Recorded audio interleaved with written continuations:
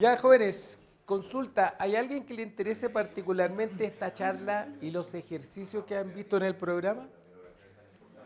¡Sí! ¡Todos! Gracias. Ya. Oye, mira, a ver, es importante un poco que yo voy a hacer una charla un poco más express, ya no me voy a presentar, ya me conocen, y la idea yo creo que más allá de lo pincelada teórica que vamos a mostrar es únicamente lo relevante para ustedes son los ejercicios, ¿ya? Así que como estamos apretados de tiempo, tal vez en la tarde, como tenemos otras actividades, podríamos, o inclusive fuera de horario, hacer un poco como un mini taller o tomar un rato más respecto de los temas específicos si a alguien le interesa. Así que yo ahora quiero pasar esto un poco relativamente rápido, ya que se entienda obviamente. Esta es una figura del IPCC, de la criósfera. Un par de años en Chile existe una sociedad de la criósfera, que me parece muy bien. Vamos a hablar de glaciares, pero hay que entender esto en un contexto que es mucho más amplio, que tiene que ver con la existencia de hielo y de frío. Que exista frío no quiere decir que hayan glaciares, ¿ya? Pero en el pasado efectivamente hubo una extensión de glaciares en un periodo más frío, de los cuales todavía hay remanentes de hielo, y eso es importante entenderlo. Los grandes casquetes polares, Antártica, Groenlandia, los glaciares de Chile y los del mundo de las grandes cadenas montañosas, y también tenemos la existencia de hielo subterráneo, ground ice, que un poco también parte de la teorización respecto a la existencia del permafrost y ambientes periglaciales. La nieve, que ha sido nuestro foco, digamos, tiene un periodo de respuesta bastante breve, y los grandes casquetes tienen periodo de respuesta de milenios. Ya eso es algo como concepto. Vamos a centrarnos en lo que es hielo limpio o glaciares que son de montaña que existen en las grandes cadenas de Chile. Esto es algo que del IPCC. El IPCC parte del año 88, el primer reporte del 90. ¿Ya? Se hablaba de cambio climático, tendencia de una manera muy tímida. Hoy en día se acepta que existe y además que es causa antrópica. En los 90 el debate y las grandes potencias para reducir las emisiones, que finalmente reducir, digamos, la producción mundial. No obstante, esto es importante que lo retengan. Una primera definición del año 2001 habla de un glaciar en términos de una masa de hielo terrestre que fluye pendiente abajo. Eso es como lo que yo me conformo que ustedes puedan memorizar ahora. Pero en los reportes venideros se complica un poco. Una masa permanente de hielo sobre tierra que muestra evidencia de flujo pasado y presente. Y respecto de lo que nos convoca, que es un inventario, una masa de hielo que en rigor tuvo flujo en el pasado y no fluye porque no se mueve, porque no tiene hielo, nos genera una complicación respecto de tomar una decisión sobre es o no glaciar. Pero esto es algo que existe en la literatura, que es una recomendación internacional, pero que genera un cambio en términos de la evidencia pura respecto a qué es un glaciar propiamente tal. Reitero, masa de hielo terrestre que fluye y ahora se incorpora la existencia de flujo pasado. O sea, alguna vez fluyó, pero hoy en día no, y así todo es glaciar. Esto también, las distintas zonas, como esta es una pincelada de la geología de los Andes, hay distintas zonas de los glaciares no polares, entiéndase, excluyendo Groenlandia del orden de 1.000.000 y algo kilómetros cuadrados, la Antártica de sobre 14 millones de kilómetros cuadrados, que sí efectivamente tienen un impacto en el balance radiativo. El Ártico, cuando se reduce el mar, el problema es que los rayos no retornan. El albedo todos lo vimos, ya sabemos, ya eso está internalizado, los grandes casquetes tienen ese efecto, pero en las grandes cordilleras, si veamos la presentación anterior de Andrea, hay una reducción de la cobertura nival. ¿Ya? Y eso tiene una implicancia en el balance radiativo que se expresa de una manera más local, no mundial. ¿Ya? Estos son un poco los números gordos, 720.000 kilómetros cuadrados, que son equivalentes a alrededor de 50 centímetros de aumento del nivel del mar. Y acá está Chilito, la mayor cantidad de glaciares de Sudamérica, alrededor de 23.000 sobre un universo de 29.000, y considerar que también hay un delta que está en Argentina en discusión y que muy brevemente lo vamos a mostrar. Esto es un glaciar, eso es esencialmente algo que se puede ver, tocar y medir, tiene distintas técnicas, es un recurso hídrico, sí, acotado al volumen que tiene, pero no es una cuestión superlativa hasta el infinito. ¿Ya? Tiene distintas zonas, una parte alta donde se acumula nieve. Hoy en Chile, en las cordilleras, en la parte más alta ya no cae nieve, es solamente hielo desnudo, hielo expuesto. Y aquí donde tenemos la existencia de la nieve que se acumula, que se va transformando y que en el caso de la zona central, en un balance anual, como les señalé, de abril a octubre, ya el periodo de acumulación que se está concentrando y disminuyendo, que es muy malo, Tenemos acá la existencia de hielo limpio, que es bastante evidente su existencia al ojo humano, pero si queremos hacer un inventario tenemos que considerar que hay otras masas que son más complejas de interpretar, de medir y finalmente decidir. Aquí hay una interacción con las zonas bajas, el hielo a medida que va adelgazando va incorporando detritos que lo van sepultando de manera natural.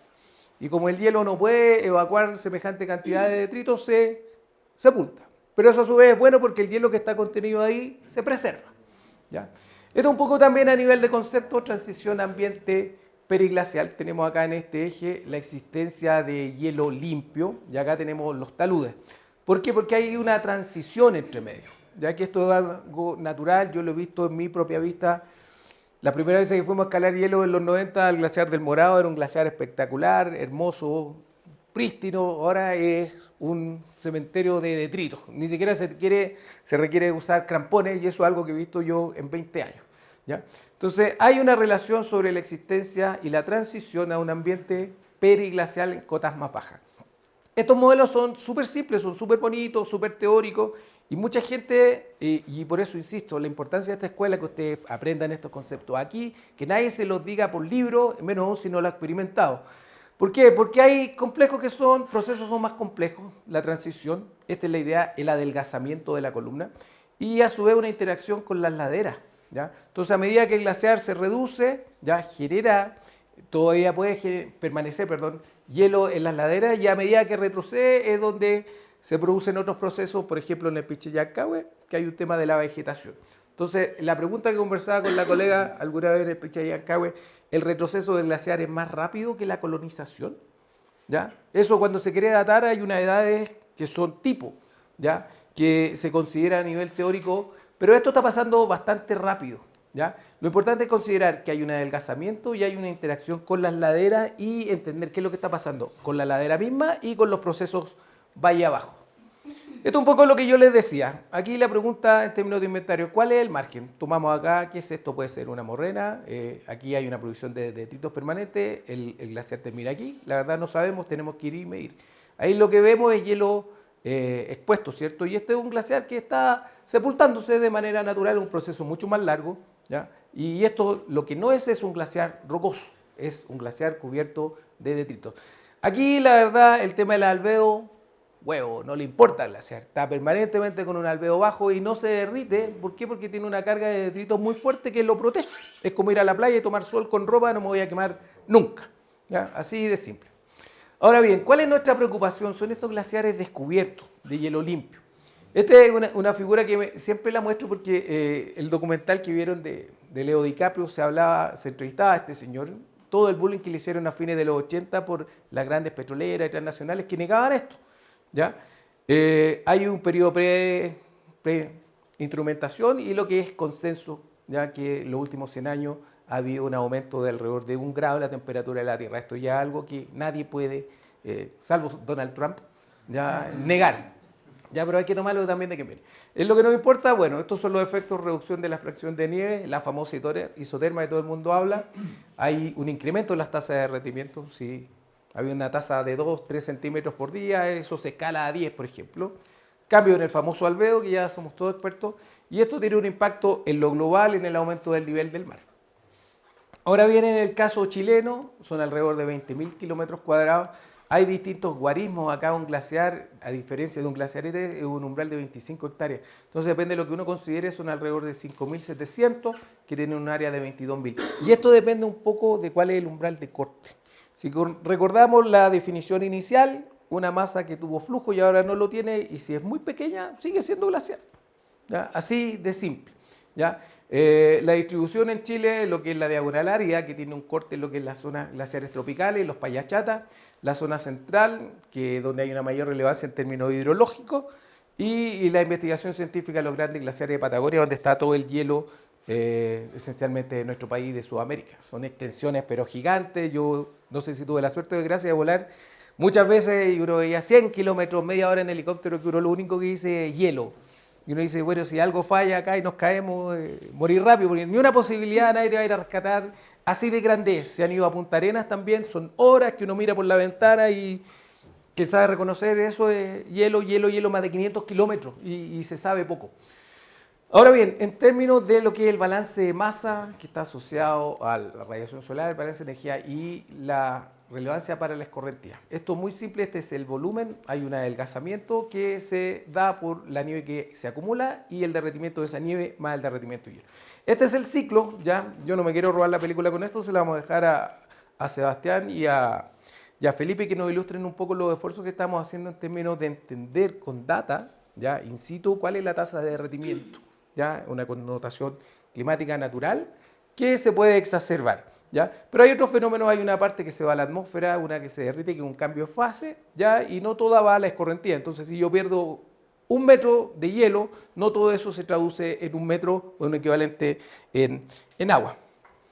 Esto es lo relevante, son solo 66 grandes glaciares, tenemos 50% del área glaciarizada de Chile. Campo de Hielo Norte, Campo de Hielo Sur, este rectángulo, recuérdenlo, son alrededor de 1.500 kilómetros cuadrados. ¿Alguien sabe cuánto hielo hay en la cuenca del Maipo? Son alrededor de 380 que se ha ido achicando. Bueno, según el nuevo inventario de glaciares tenemos más hielo de lo que un descriterio, pero en fin, no. Lo relevante de esto es que este cuadrado, por pequeño que se ve, es 4 veces más grande que todo el hielo que tenemos en la cuenca del Maipo, aún por definir. Este es el Calvin, grandes glaciares que terminan en tierra. Si ustedes recuerdan la ecuación que la pasé muy simple, esto es solamente lo que uno ve.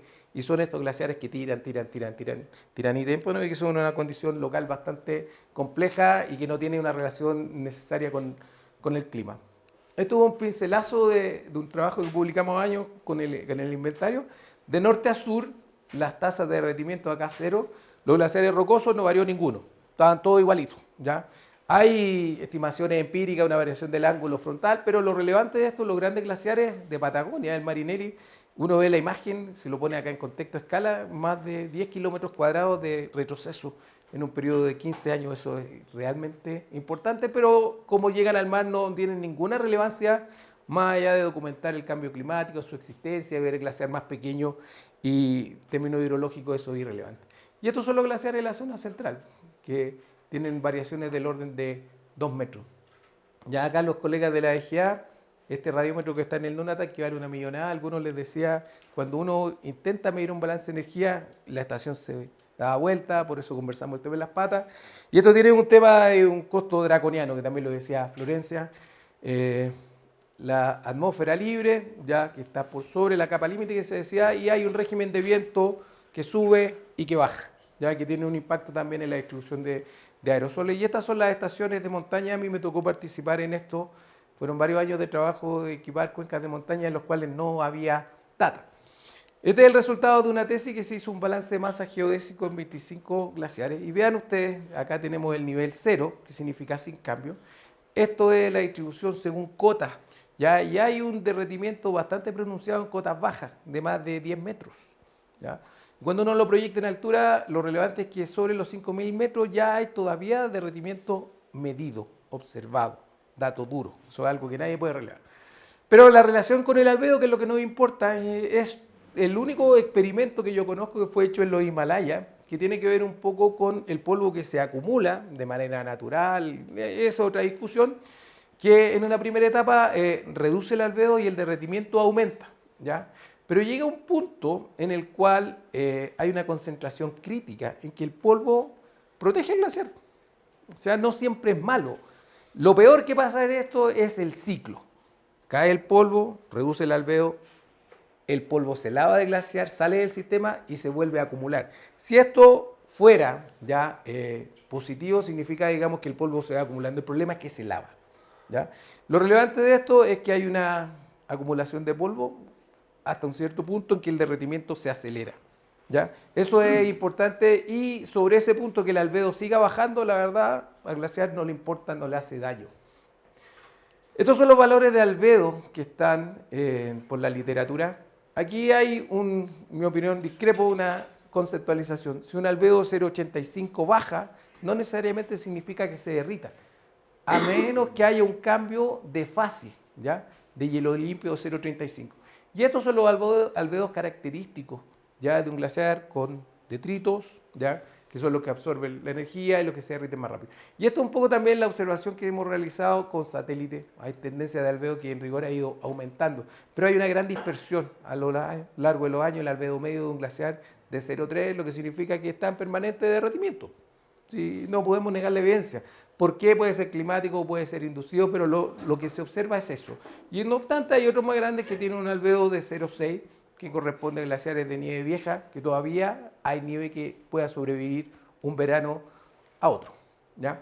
Ahora bien, esto es un poco los ejercicios que queríamos plantearles. No sé si he ido muy rápido, ¿ya? Pero en términos de inventario, aquí hay una imagen del 2011, el 15 y el 22. Tenemos una para el 23. Memoricen esta figura porque la idea es que podamos digitalizar el frente glaciar y actualizar el área. 7,6 kilómetros, 6,7 y ahora 6. ¿Ya? Eso es parte de los ejercicios que queríamos plantearle con los muchachos. ¿No? ¿No quieren?